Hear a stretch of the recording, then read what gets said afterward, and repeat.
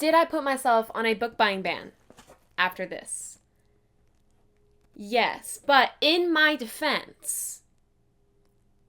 Okay, I got nothing. Hello, I'm Cass. Welcome back to my channel. Today I'm bringing you a book haul that put me back on a book buying ban. Now, I survived July without buying a single book because I have no room on my bookcases for more books. So I thought, okay, I'll take the month off of July, not buy any books, buy a new shelf, reorganize my books, and then in a week I managed to order all of those books, and now I'm back on a buying ban because I still don't have a third bookcase. So I'm just gonna go ahead and open these packages. There is one from Amazon and there's one from LitJoy, which is the one I'm very excited about, and if you saw the tape that is on the box of the LitJoy box, you know exactly what it is, and I am incredibly excited about it. My bank account, not so much, but me, words fail me. Words fail me. I am unbelievably excited to see these in the flesh. But let's go ahead and crack open this first box here. I'm just gonna struggle. Well, the packing bubbles that were supposed to protect the books really did not do their job because they are absolutely deflated. But I'm just going to grab straight from the top here, and I finally picked up The Seven Husbands of Evelyn Hugo by Taylor Jenkins Reid. Now, I've read Malibu Rising by her, and I have been dying to pick this up for literally months. So many months I've been wanting to pick this up, and I finally did it. I finally added it to my cart. I did just get the paperback because the hardcover was expensive as hell for no gosh darn reason. I've heard the hype around this for the past year. Maybe it's been longer than a year. I'm just always behind when it comes to trends and what is popular. So I'm finally going to pick up. Okay, I finally bought the book. I don't know when I'm going to pick it up, but I own it now, so the chances of me actually reading it are higher. Now, if you don't know what The Seven Husbands of Evelyn Hugo is about, it is about the seven husbands of Evelyn Hugo.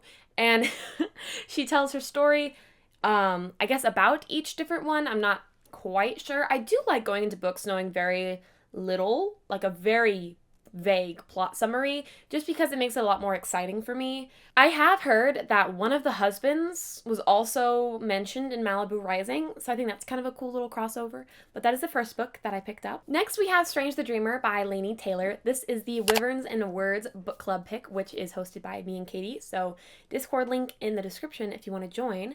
This is our August book pick, and I don't know how I keep managing to pick absolute tomes when it comes to our book club picks. To be fair, this wasn't just my pick. There was a vote. But I did not realize this was like 530 pages, so maybe I should pick it up soon.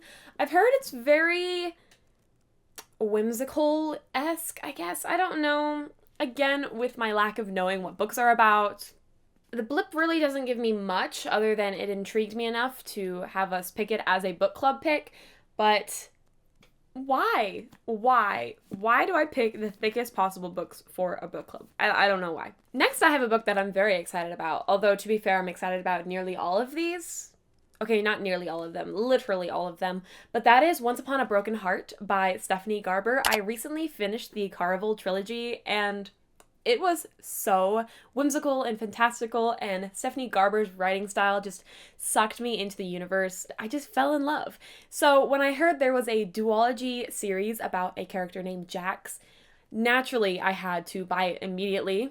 And I did pre-order the second book as well, so that will be coming in once it's released at the end of August. But yes, this follows Jax, and I'm pretty sure it's a prequel series to Caraval, telling about Jack's backstory. Stephanie Garber's writing really did just entrap me into her universe, and I just love how fun and whimsical and just magical her writing is and her universe is, so I'm, of course, extremely excited to jump back into the world of Caraval with these characters and learn a little bit more about our mysterious Jax. Next, I have The Rise of Yang Chen, which is by F.C. Yi, and it is part of the Chronicles of the Avatar. It's book 3. I read book 1, which was The Rise of Kyoshi, and I absolutely loved it.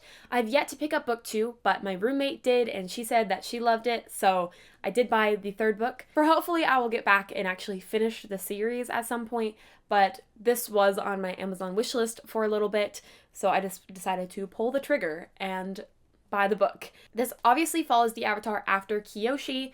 I don't know what goes down in book 2, but I'm assuming something happens to Kyoshi for Yang Chen to then become the Avatar because of how the Avatar cycles work. I then picked up the Hawthorne Legacy by Jennifer Lynn Barnes, which is the second book to the Inheritance games, I believe. And it is a trilogy, and I did pre-order the third book. So whenever that comes out near the end of August, that will also come in. I don't really remember what goes down in the first Inheritance games books. I vaguely remember. It intrigued me enough that this was on my Amazon wishlist, and I did want to pick it up. Plus, the covers are stunning. And no, you shouldn't buy books just for their covers, but anyway, I know it's a mystery. I know it's got a lot of twists and turns and grand reveals, and I might reread the first book and then finish the rest of the series just because it's been a little bit since I've read the first book that I don't really remember the characters. It didn't leave that much of an impression on me, obviously, but I know that I really wanted to know what happens.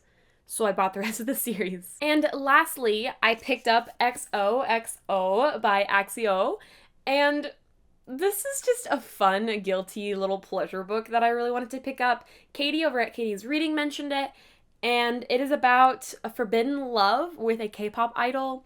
And if you've been on this channel for a little bit, you've kind of seen my slow obsession into the K-pop universe. And it's just fun. I love the music. I love going to concerts. And I have kind of a fun video idea revolving around this book. We'll see if it happens. I'm not expecting some groundbreaking, life-changing writing, but I hope it will just be a fun time. And that is what I want it to be, is just a fun, cute little read. And the cover is also stunning, so there's that too. And yeah, now that I know a little bit more about the K-pop industry and idols and everything like that, I think it'll just be a fun read to pick up. Just a really quick read. And again, the artwork is stunning. Those are all the books I have from my Amazon package. And now, this package though, from LitJoy, please, I am so excited. So, I want their packaging tape. I want the packaging tape with the runes. Please.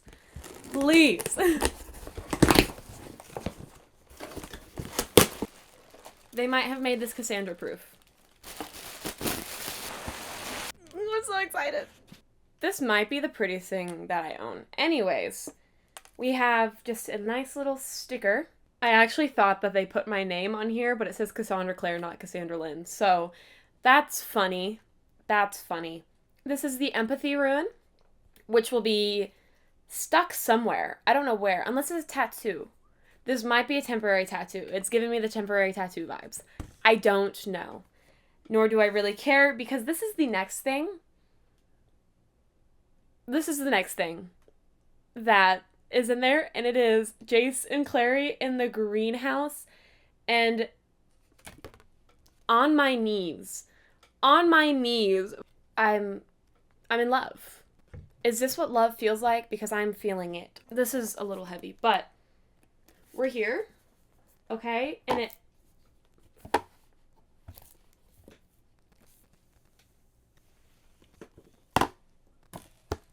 on the floor. I'm on the floor. I mean, I'm sitting on a chair, but this is ridiculous. So this is the box. Shall I give you the box tour? This is kind of heavy, I'm not gonna lie. It's 6 hardcover books, so bear with my struggling. So we have the cup, angel, rising out of the lake with all the cup and the sword, and then we have the sword, and then a door. We've got runes on the top, and then we have on the bottom, it says LitJoy case. Anyway, okay, that's enough heavy lifting for me for today. Let the gates open. Let the floodgates open. I love having adult money. I really do. This is the first book, City of Bones. Stunning.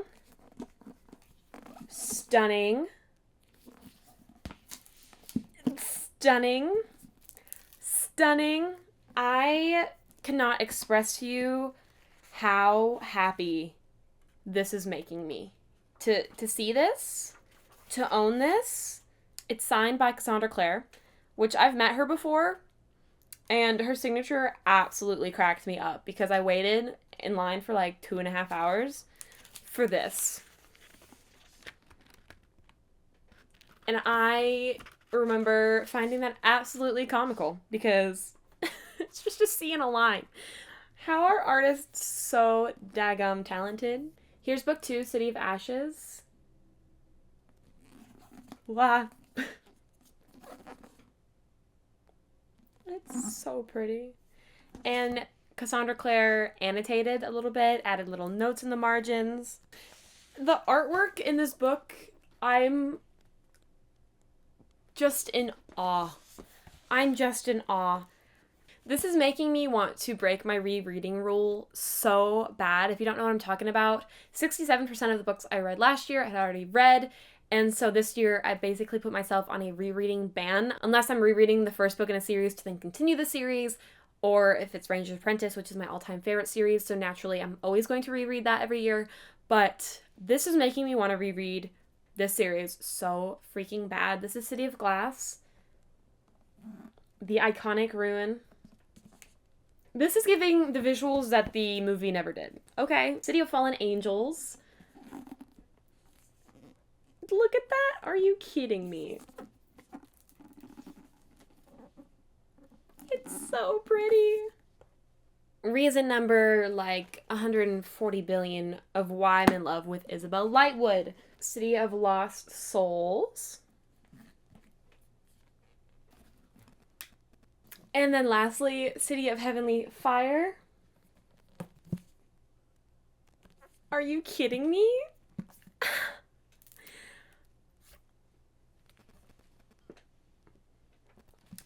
Again, the artists that worked on this are insanely talented. That was life-changing. That was absolutely life-changing. I have been a fan of the Mortal Instruments since I was in middle school, and I'm no longer a diehard fan like I used to because I know the series isn't as strong as I think middle school me thought. Cassie Clare's other series definitely are phenomenal. The Dark Artifices, the Infernal Devices. I have yet to pick up her new one, Chain of Gold and Chain of Iron, but I plan to in the future. Cassie Clare's books just hold a really special place in my heart. So to have something so stunning that has personal touches from Cassie Clare, stunning artwork of things that I never could have imagined myself while reading the books, is just amazing. And that is all the books that I bought. Can I hold them up for you? Shall I try? This is going to end badly. I get them all in frame. Hello? But I really hope you enjoyed my book haul. Let me know which ones I should pick up first because I don't know. Wow. I didn't think... Actually, I did know book buying was this therapeutic. But I am back on a book buying ban, and hopefully the rest of August I can survive with all the books that I have to read now. So many options. So let me know which one I should start with. I am just so excited to pick up these books. Thank you so much for watching. If you want to see more bookish or journaling content, be sure to subscribe, and I really hope to see you in the next one. Toodles!